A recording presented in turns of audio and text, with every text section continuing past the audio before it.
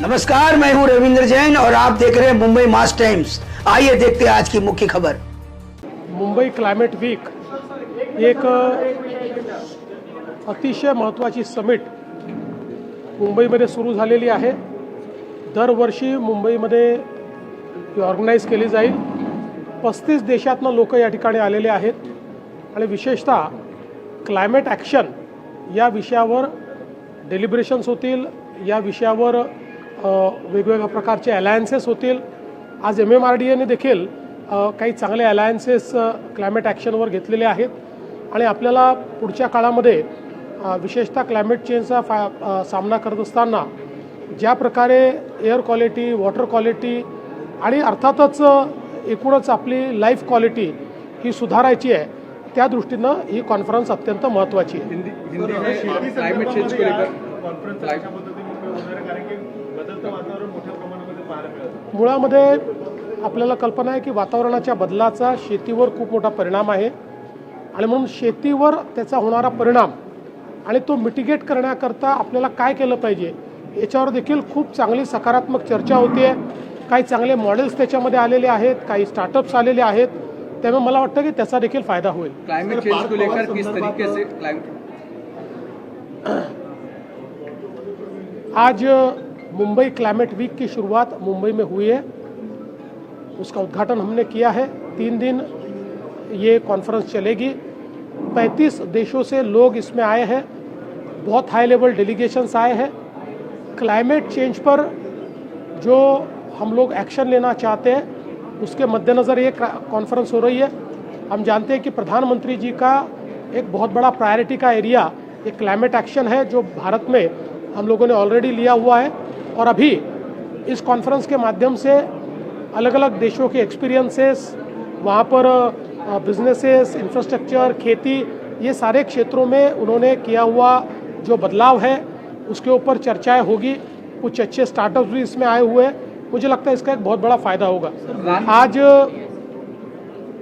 मुंबई में एक global economic conference हुई है, ग्लोबल इकोनॉमिक कोऑपरेशन की कॉन्फ्रेंस हुई है, जिसमें जयशंकर जी उद्घाटन के लिए आए थे। कई देशों से लोग यहाँ पर आए हैं।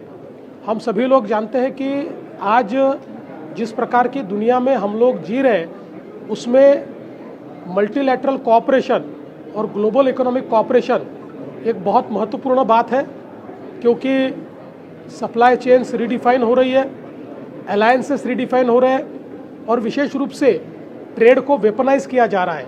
ऐसे समय ज़्यादा से ज़्यादा मित्र प्राप्त करना ये बहुत महत्वपूर्ण है और उसी के मद्देनज़र इन सारी जियोपॉलिटिकल परिस्थितियों को एक पर्सपेक्टिव में रखने के लिए इस कॉन्फ्रेंस का आयोजन किया गया है। इसको बहुत अच्छा रिस्पांस ये ग्लोबल सारे जो हमारे मित्र हैं उन्होंने दिया है और मुझे लगता है कि एक बहुत ही कारगर इस प्रकार की चर्चा यहाँ पर हो रही है। आज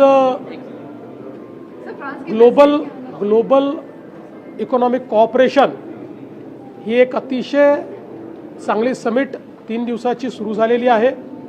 आज जगामध्ये विशेषतः अर्थव्यवस्थेच्या क्षेत्रामध्ये जी काही उथलपुथल चाललेली आहे त्याच्या पर्स्पेक्टिव्हमध्ये हे अत्यंत महत्त्वाचं आहे की जगातले वेगवेगळे देश, वेगवेगळ्या अर्थव्यवस्था एकमेकाशी कॉपरेट करतील, कोलॅबरेट करतील, नवीन त्या ठिकाणी एक प्रकारे सप्लाय चेन्स तयार होतील आणि या दृष्टीने या सगळ्या परिस्थितीवर डेलिब्रेशन करण्याकरता, त्यातनं एक नवीन स्ट्रॅटेजी चॉकआउट करण्याकरता ही कॉन्फरन्स आज मुंबईमध्ये झाली।